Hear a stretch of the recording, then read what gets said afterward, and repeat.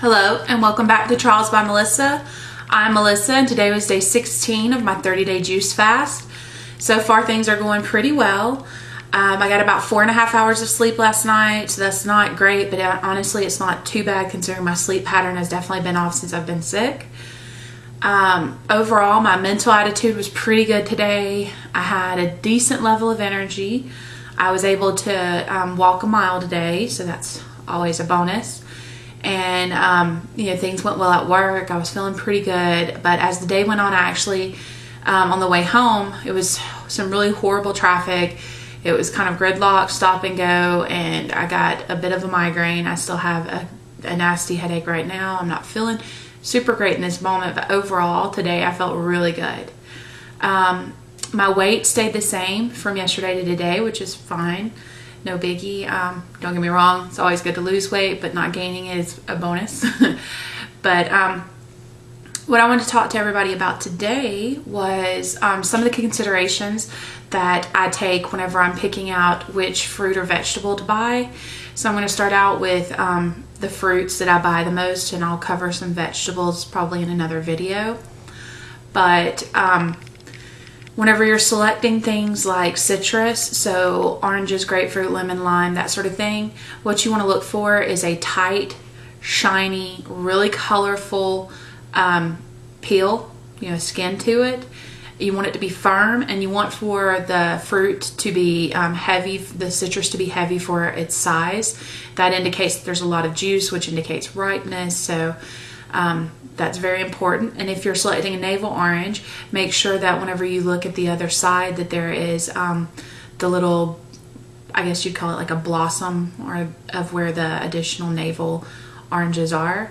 In addition to that, you always want to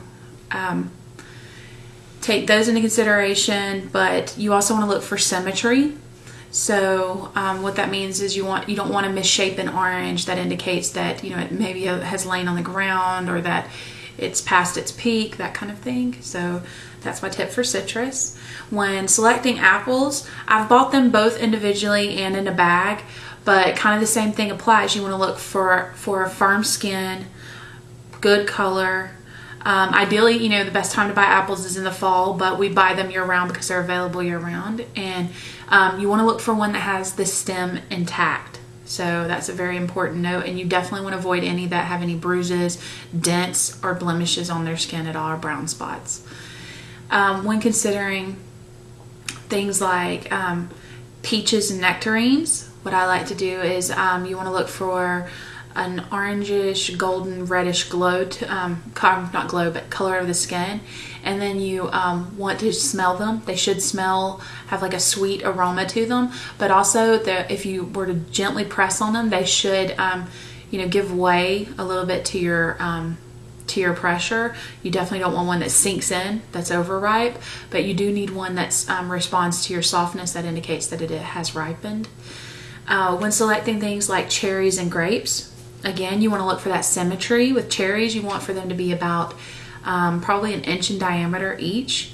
What's really important for these type of fruits, the pitted fruits and seeded grapes, but what you want to look for is actually a green stem. A green stem indicates that it's not old. The stem should be intact. It should be green. The fruit should be symmetric, whether it's symmetric oval, symmetric round, in grapes, large or small, that kind of thing. But you definitely want to look for those traits. When selecting melons, things like honeydew and cantaloupe and watermelon, for honeydew and cantaloupe, what you want to look for is that there's a slight indentation on the stem end, and then on the blossom end, which is the opposite end of the stem, it should give gently to a little bit of pressure, kind of the same level of pressure that you saw with the nectarines or that I told you about with the nectarines and apricots and peaches and things like that. And then you also want them to be heavy for their size. That indicates juiciness and ripeness. For watermelons, you want to avoid any that have like miscolored areas that are flat. You want them to be symmetrical. You want for them to be heavy. But you want for them to have been rotated throughout their growth. You don't want for them to have one white side. You want to avoid that. You want to avoid anything with cracks or where the outer shell of it is actually starting to crack. So those are kind of the things to look for. But you know, it's one of those things you have to play around with it. You kind of have to educate yourself. You need to you know, try the things that I've told you, try some of the things that I guess you've always used, until you find kind of a great combination. Oh, another thing to look for on cantaloupes is that the netting is predominant, meaning that it's not a smooth cantaloupe, but that you actually feel the bumps and ridges of the netting. So that's another important factor. But I think that that's all I can think of for the fruits that I typically buy.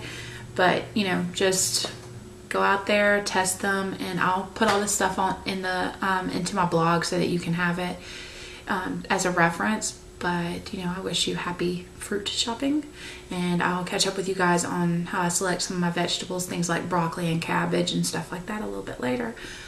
But I really appreciate you watching. Day 16, 30-day juice trial. Thank you for watching Trials by Melissa. Bye.